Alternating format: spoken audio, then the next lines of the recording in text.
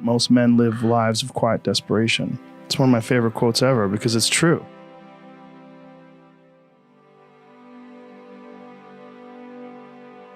You're just in this world where you just can't wait to just run away. But I think one of the reasons why these people have this deep-seated anger and resentment is there's a bunch of people out there that have these lives that are deeply unsatisfying, because I think there are so many people that are working all day long doing something that is deeply unsatisfying and almost painful to them. Yeah, soul killing. Soul killing. They're stuck in traffic all day, and then they're stuck in a cubicle after that. They relish the time to take a in the bathroom and look at their phone. I mean, they literally do that. That's a highlight of someone's day. They get in traffic on the way home. They get home after that, they're watching television. I think if people have a regular day job, if you could just find one thing that you do as a passion project and just keep building on it, just keep watering it, keep adding fertilizer, keep giving it attention, keep giving it focus, and you can escape. You can escape, and you can be self-serving. You could be okay. You're gonna be okay. Look, man, making furniture feels good. If you can do that, you could cut those corners perfectly and sand everything down nice and stain it, and then it's done and you get dissatisfied and you sell it to someone and that pays your bills. That is infinitely more satisfying than being stuck in some fucking cubicle working for someone that you don't want to work for, having to have these stupid fucking office meetings, talking to people in human resources, sitting down with your supervisor where they evaluate your job performance, and you're not really, you really need to be enthusiastic about this company. This company is your future. This kind of you're like, kill me now. There's a lot of people out there that would way rather do something else, and I hope they understand that they can. And people that are trapped in bad situations, one of the problems is you feel like this is your future and you can't get out of that. There's no hope. There's no light at the end of the tunnel. There's no rainbow. And if you feel like that, that alone can be incredibly defining and limiting. But if you look at yourself objectively and say, okay, I'm in credit card debt, I'm working in a shitty job, I don't like what I'm doing, but I have some ideas. I need to feed those ideas. I need to feed them and water them, and I need to set aside a certain amount of time every day to just try to make those things happen. You can do that. Everyone has a different personality. They have different interests, different things that they would be really satisfied pursuing. That's not encouraged. What's encouraged is go find a job. What's encouraged is go find some place that you can shove yourself into. Go find a square hole that you can stick your round peg and just fucking jam it in there and shave down the top and the bottom so you slide in with all this extra space on the sides and feel like shit for the rest of your life because you need a job, because you're in debt, because you have credit cards, because you have student loans, because that's what everybody does. And so you do it too. That's what's wrong. You have an apartment you have to pay for. You have a car you leased. You have a wife that you have to feed. You have a child you have to raise. You have your mortgage. You have your this. You have your that. And that's where it all comes from. Well, the opportunity takes place usually when you're young and you don't have any responsibility. That's when you have your options. Well, your options are severely limited the more you gather responsibilities. Like if I had to, as a 51-year-old father of 3, married man, pays taxes, has a house and a mortgage and a business and all that jazz.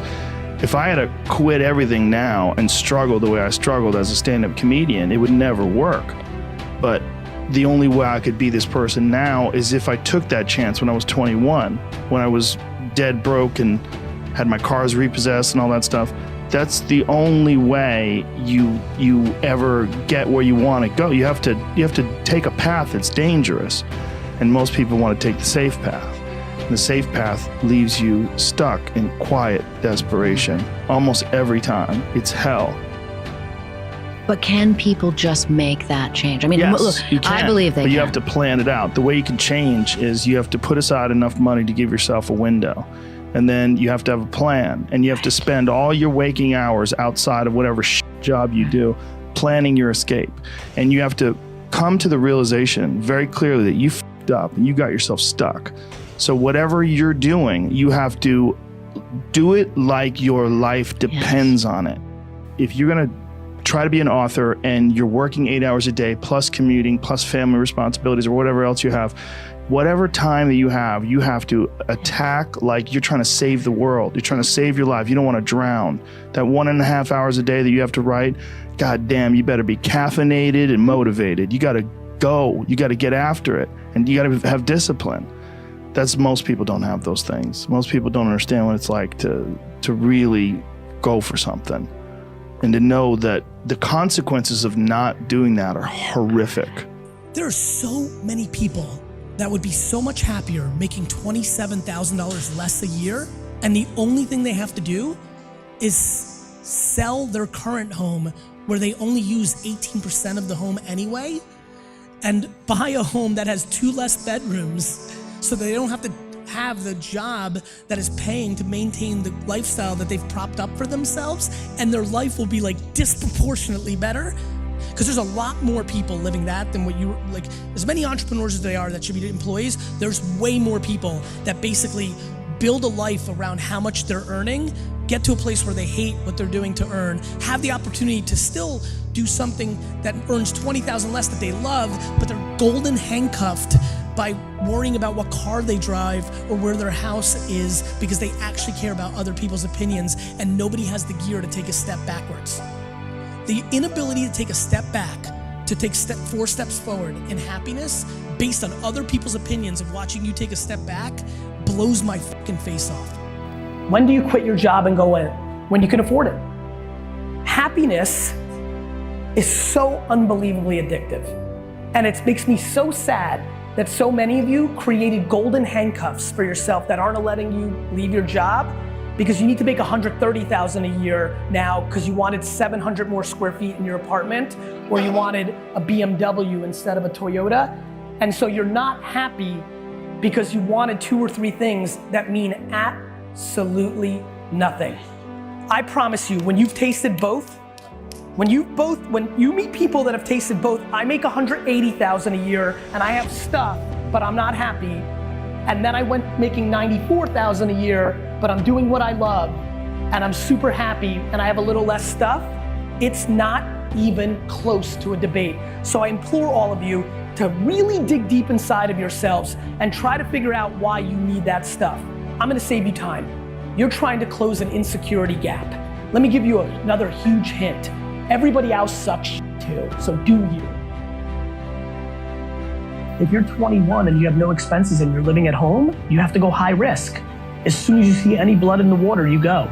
If I'm 21 and I'm at home and I have no expenses and I'm making 47,000 euros, pounds, dollars, doing something I don't love, but I want to be a film person, and the first person pays me $1,500 or $1 forever, and it works, and it went well, and she, the boss of this candy store, says, I'm gonna tell all my friends about you, I may jump right away. I don't have any concerns. If I'm 42 years old and I have 3 kids and a mortgage and I'm $100,000 in debt because I went to college in America and it didn't get me a good job, and I'm an accountant and I make $137,000 a year, which basically pays for my overhead, roughly, because I bought a house bigger than I needed, I bought a car bigger than I needed. This is cliche American. And somebody pays me $1,500 and they're like, I'm gonna tell all my friends, I'm gonna give up Netflix and my video games and my weekends to eventually get that to 60 or 70 or 80 or 90,000 a year before I say, okay, now I'm at 90, 137. If I actually went all in, I can close the gap on that 57,000. Now I'm gonna make the jump because I have 3 kids on mortgage and debt. Yesterday, Aaron is 25 and single and living at home. Tomorrow he meets Sheila, falls in love, and you know, a million things could happen. Sheila could be making $1 million a year. Different life. True. Sheila could be making no money, but he loves her so much and she wants to buy handbags every day, and now he has a bigger, financial problem. Sheila wants to be his partner. Sheila, he wants to buy handbags. It's not cliche, it's life. But you jump when you can afford to drown. You jump when you can afford to drown. What I mean by that is when you jump into the pool, you have to know that you've never swam before and you might drown. And you have to be able to do that when you can. And at 21 living at home, you can. Because you can go back and get a job, you have no overhead, right? But at 43 with 3 kids, you might not want to. And by the way, or you might.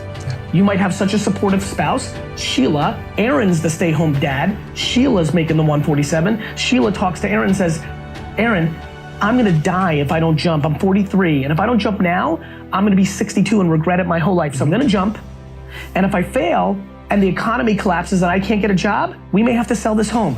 We may have to move in with our parents in Florida. Yeah. But I have to do that and take the loss in front of everybody's eyes that we're losers and we f***ed up. Because I know myself, and I know if I don't jump now, I'm gonna be miserable for 40 years that I was an accountant for my whole life. The reason I want everybody to live the way I do, which is do not care what other people think, once you go there, you're willing to jump, you're willing to drown, you're willing to move in with your 80-year-old parents and look like losers with your kids because you just don't care. The reason people aren't letting themselves get happy is because they value other people's opinions more than they value their happiness. They literally value their parents, their siblings, their best friends, and society's opinion more than their own happiness. Yeah.